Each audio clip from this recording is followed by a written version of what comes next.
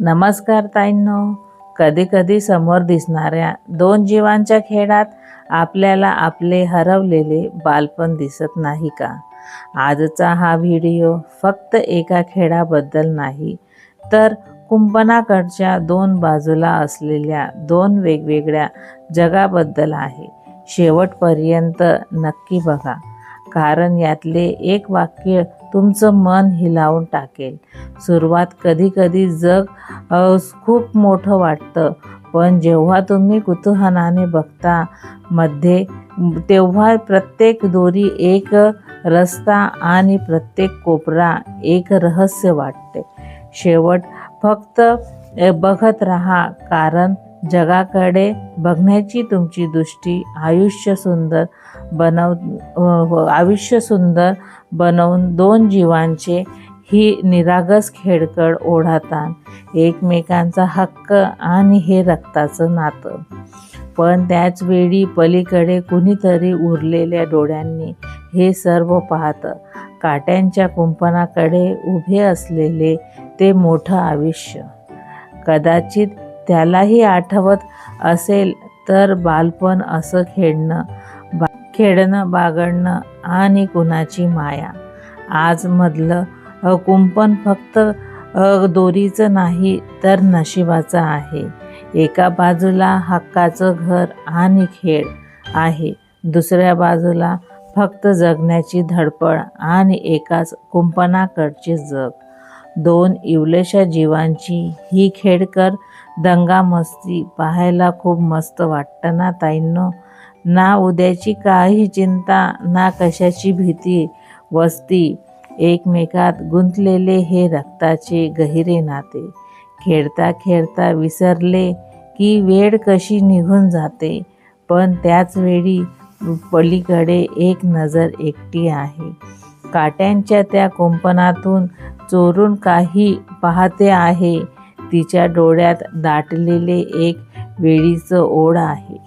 कदाचित तिला आठवते तिचे बालपण, जे गोड आहे. एका बाजूला मायेचे चित्र आणि खेळाची ही मोज, दुसरीकडे काट्यांचे कुंपण आणि एकटेपणाची फौज. नशिबाचे हे खेळ सारे मांडलेले त्या ईश्वराने.